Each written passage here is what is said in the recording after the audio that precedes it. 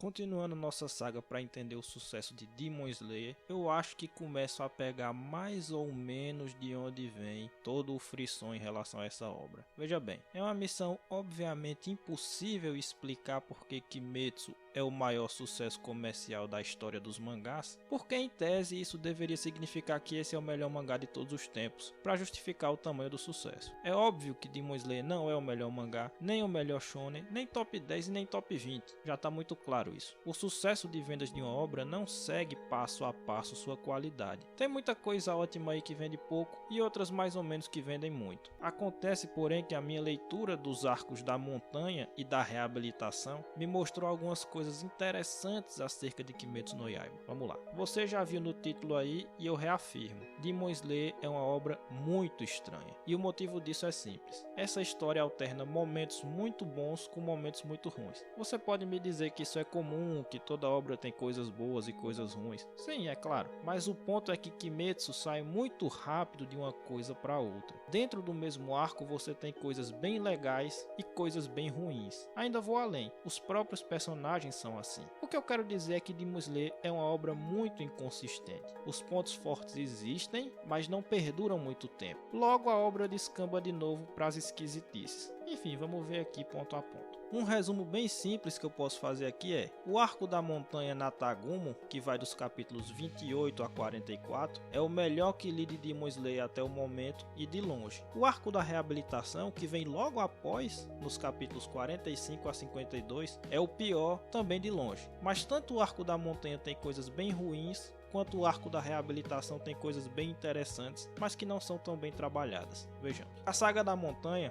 é aquela na qual Kimetsu faz o básico do shonen de uma maneira mais sólida. A essa altura do campeonato já ficou claro para mim que a obra não vai trazer nenhuma grande novidade e nada que já não tenhamos visto em outros lugares, e até mais bem feito em outros lugares. Então me parece que o ápice de Demon Slayer vai ser fazer o básico do shonen bem feito. E eu não tô reclamando não. Poucos pratos são mais gostosos que o arroz com feijão bem feito. Não esqueçamos disso. O motivo de eu estar falando isso tudo é que o arco da montanha demonstrou um monte de coisas que são clichês dentro do shonen. Para ser bem específico, me lembrou bastante Cavaleiros do Zodíaco. No meio do arco, a dinâmica ficou estabelecida como sendo a de colocar várias lutas simultâneas, com cada herói enfrentando um vilão de forma separada, muito parecida com a fórmula de Cavaleiros que usou isso nas 12 casas e em Poseidon. O Tanjiro enfrentava um demônio, o Zenitsu outro e o Inosuke um terceiro. Mas para além disso, o que mais me lembrou daquela clássica obra dos anos 80 foram aquelas cenas nas quais o herói, prestes a morrer, começa a receber mensagens dos seus entes queridos e usar isso como motivação para continuar batalhando, ou então lembrar do passado, perto da morte, enfim. É certo que não é só Cavaleiros que faz isso, mas convenhamos que foi essa obra que mais usou desse artifício. Quase toda a luta das 12 casas tem alguma coisa desse tipo, com a Saori mandando energias positivas para Sei e seus amigos no momento crítico da batalha. Pois bem, isso acontece com todos os 3 personagens principais aqui nesse arco de Kimetsu. Mas aí é que tá, esse tipo de cena é clichê, mas não é necessariamente ruim.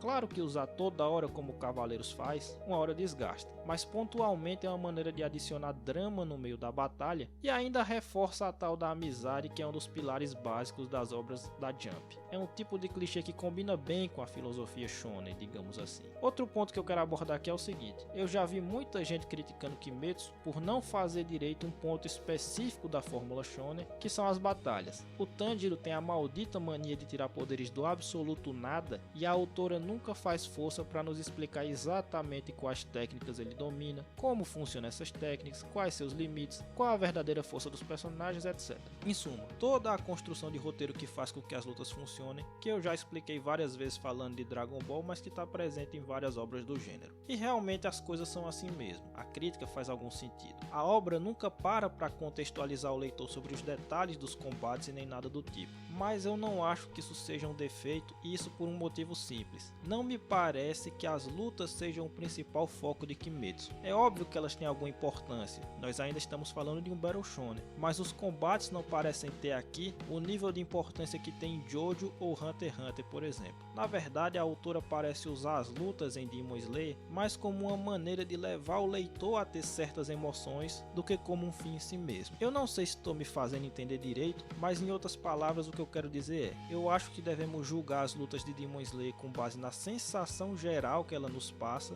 com base no todo, mais do que nos detalhes das técnicas, dos níveis de poder e etc. Em nenhum momento eu senti que a proposta da obra fosse construir as batalhas de uma maneira muito minuciosa ou detalhada. É por isso que nunca foram explicados os verdadeiros limites do poder do Tanjiro ou o funcionamento de suas técnicas. Enfim, várias obras são assim, a começar pelo avô de todos os shonen, que é Hokuto no Ken. Curta a ação, esqueça os detalhes. Isso não quer dizer que os defeitos aqui não sejam defeitos. De fato, pensando do ponto de vista técnico, a dança do fogo que o Tanjiro tirou no momento decisivo da luta final desse arco veio do nada. Não houve uma construção apropriada para esse momento e para essa técnica. É um fato incontestável e é um defeito. Mas o peso desse defeito é muito menor, eu entendo, em Demon Slayer do que seria se acontecesse em Yu Yu Hakusho, digamos. Propostas diferentes. Tá bom, aí você me pergunta, por que é que você tá dizendo isso aí tudo? Eu respondo, para afirmar que encarando Kimetsu sob essa perspectiva, que eu acabei de explicar, eu digo que a ação desse arco da montanha está em um nível bem interessante de qualidade. Se você for ficar querendo explicações demais sobre os poderes e coisas desse tipo, provavelmente vai se frustrar porque essas coisas não acontecem aqui. Mas se você encara sob essa ideia de analisar os combates de forma mais geral, pode perceber que as lutas estão bem feitas nessa parte da história. Cada uma das 3 batalhas principais ajudou a estabelecer o, digamos, lado bom de cada um dos nossos protagonistas. Digo lado bom porque, como eu disse, Kimetsu é inconsistente e chegaremos lá na segunda parte do vídeo. Mas vendo a luta do Zenitsu, por exemplo, eu percebi o enorme potencial que esse personagem tem. Toda aquela construção da insegurança que ele possui e o modo como ele lida com isso dá margem para fazer coisas maravilhosas com ele. Dá para ser um dos personagens mais sutis e bem trabalhados do shonen. O potencial tá ali e essa luta dele mostra isso com aquele flashback que nós vemos. Ele também tem um pouco de estilo quando ele está lutando, né? Quando ele está dormindo e lutando na série. Ele me lembra bem o Kenshin e tal. Tem muita besteira também, tipo aquele lance do raio cair na cabeça dele e mudar a cor do cabelo, tipo, o quê?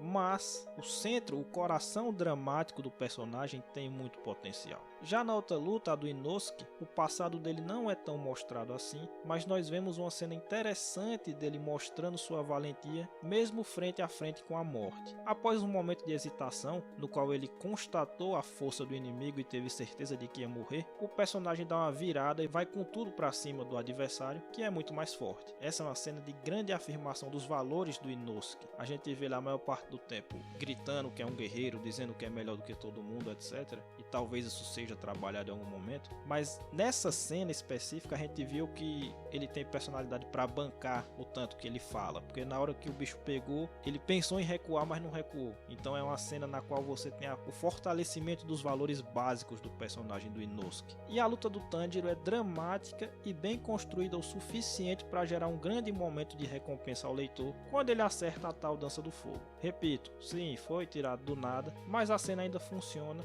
E olha que eu estou analisando um mangá, hein, que é bem precário em termos de arte. No anime, né, que tem uma super produção, foi essa precisa cena que iniciou o fenômeno de Demon Slayer e empurrou a obra ao sucesso absoluto. Eu acho que começo a entender o porquê. Tô pensando em assistir ao famigerado episódio 19 e fazer um vídeo específico explicando exatamente os motivos que eu vejo para ele ter iniciado esse sucesso todo. Sim, eu acabei de prometer outro vídeo, eu não aprendo, né? Mas só adiantando rapidamente, um dos motivos para essa luta ser tão legal é a contraposição que a autora faz entre o laço que liga os demônios daquela floresta, que são falsos e baseados no medo, e os verdadeiros laços de amor entre o Tanjiro e sua irmã. Ainda que a Nezuko não seja realmente um personagem e só um artifício de roteiro, tá? Eu concordo com essa crítica que fazem. A Nezuko é usada quando é necessária, ela não é bem trabalhada. Mas os laços que ligam o Tanjiro a ela são bem trabalhados em Kimetsu, né? A todo instante a gente tá vendo o quanto ele se importa com ela e tal. Uma das maneiras mais eficientes de se escrever um vilão é justamente fazer com que ele seja uma contraposição ao herói, buscando a mesma coisa que ele, só que de uma maneira corrompida. Não é muito diferente do que o Oda faz com Barba Negra, por exemplo. Pelo amor de Deus, sem querer comparar a qualidade dos personagens. Eu tô explicando a técnica. Ou seja, a luta tem significado emocional tanto para o herói quanto para o vilão. E ela tem suas idas e vindas, que foi uma coisa que eu expliquei no vídeo da luta entre Goku e Raditz. É uma coisa que gera o aumento da tensão para a luta e nos leva à cena da dança do fogo, que é a recompensa. A dança do fogo ela vem como uma recompensa para toda a tensão que é construída paulatinamente dentro da luta. Por isso que eu acho que no fundo ela funciona mesmo não tendo sido trabalhada previamente, mesmo não tendo sido estabelecido de maneira muito clara que era uma possibilidade, que existia esse potencial dentro do Tanjiro, etc. E para encerrar a parte dos elogios, eu gosto bem dos elementos de horror presentes nesse arco. A premissa básica é de que é uma floresta na qual os caçadores de demônio entram e começam a se matar uns aos outros de maneira misteriosa. Ao longo da saga vemos vários demônios de aparência grotesca e uma das cenas mais pesadas que eu lembro de ter visto no Shonen, que é aquela na qual os caras, mesmo com os ossos todos quebrados, são forçados a continuar lutando e correndo atrás uns dos outros. Não é graficamente pesado, mas só de imaginar o tamanho do sofrimento desses malucos eu já dei uma engolida seca, né? Então esse elemento de, vamos dizer assim, essas pitadas de horror que tem nessa parte da história me pegaram bem, né? Aquela aranha com cabeça de humano é um negócio bem bizarro, enfim. Achei interessante a estética da coisa. Beleza, agora vem a hora da pedrada. Como eu disse, há várias coisas bem interessantes em Kimetsu, mas não há consistência. Veja você, por exemplo, que eu elogiei o potencial do Zenitsu. Há muito campo para trabalhar esse personagem. Aí eu pergunto, a autora faz isso? Em 99% do tempo não. Em 99% do tempo, o Zenitsu é um personagem chato pra caralho. Sério, eu já reclamei disso no primeiro vídeo que eu fiz sobre Demon Slayer e as coisas não ficaram melhores aqui. Ele ainda é um personagem extremamente caricato e pior, sem graça. Eu entendo que a ideia é que ele seja um alívio cômico, mas não funciona. É irritante demais para isso. Aliás, eu sinto que a comédia de Kimetsu é meio deslocada. Ela dura tempo demais. No caso, todo o arco que não seja sério é completamente coberto de piadas de gosto duvidoso. Não tem respiro. Ou é ação e discurso no jutsu, ou é comédia escrachada e sem graça. Não tem um meio termo, não tem... E eu acho que já falei isso no primeiro vídeo também. Não tem cena neutra na coisa. Ou é uma piada em cima da outra, um caminhão de gracejo sem graça.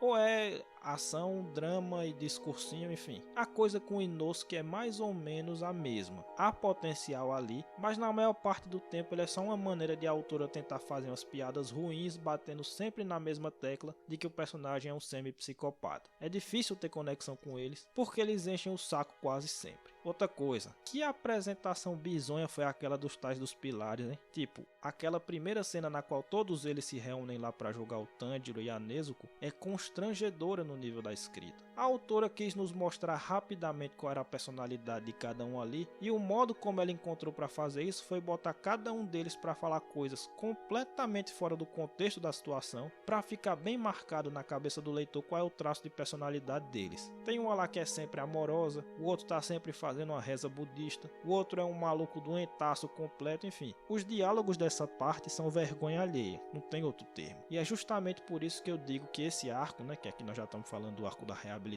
que é depois do da montanha, é o mais fraco. Como ele não tem ação, o tempo todo você tem os personagens de Kimetsu sendo personagens de Kimetsu, ou seja, unidimensionais e mal feitos. Digo mal feitos porque um personagem unidimensional pode ser bom, como eu já disse no primeiro vídeo. Mas os de Demon Slayer ficam sempre batendo na mesma tecla o tempo todo, marretando o leitor com fala que não faz sentido, aparentemente com o propósito de fazer graça, mas que só soa artificial. E os que têm potencial para serem mais que isso, como o Zenitsu ou aquela pilar do inseto lá, são pessimamente aproveitados. Kimetsu tem um problema seríssimo com personagens. Esse problema afeta o vilão também, aliás. O que diabos foi aquela cena na qual o Muzan simplesmente sai matando metade do seu suposto grupo de elite? Tipo, a ideia ali era mostrar que ele era mau e sem escrúpulos, mas isso foi feito com a mesma habilidade que o Ribamar do Vasco tem para fazer gol. Porra, olha o Freeza como é feito, unidimensional e muito bom. Olha o tal Pai Pai, sei lá, tanto exemplo que tem por aí. Aí a autora faz aquela cena absolutamente sem sentido de um vilão dizimando seu exército de elite e dizendo coisas como: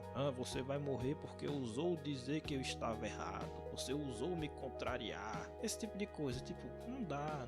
E outra, em tese esse arco serviria como um arco de treinamento, né? Mas isso também é feito de forma pouco habilidosa. A evolução do Tanjiro não parece ter peso algum, e eu não vou nem falar dos outros dois, que é muito pior, né? As crianças lá dizem pra ele como é o funcionamento da técnica que ele precisa aprender, e aí a obra dá uma acelerada absurda e uma ou duas páginas depois ele já tá dominando a técnica e conseguindo vencer a menina lá no desafio. Não passa a sensação de real evolução porque é corrido demais. Primeiro que você não teve nem tempo de assimilar o quão atrás, o quão para trás ele estava em relação ao domínio de suas técnicas. Você não conseguiu sentir a dificuldade. Então, quando ele supera a dificuldade que em termos narrativos foi mal construída, essa superação também não tem peso. Então fica tudo muito corrido, fica tudo muito, ele precisava evoluir e ele evoluiu dessa maneira aqui. A autora fez o mínimo para explicar como ele evoluiu, mas ela não fez isso de uma forma que passasse a sensação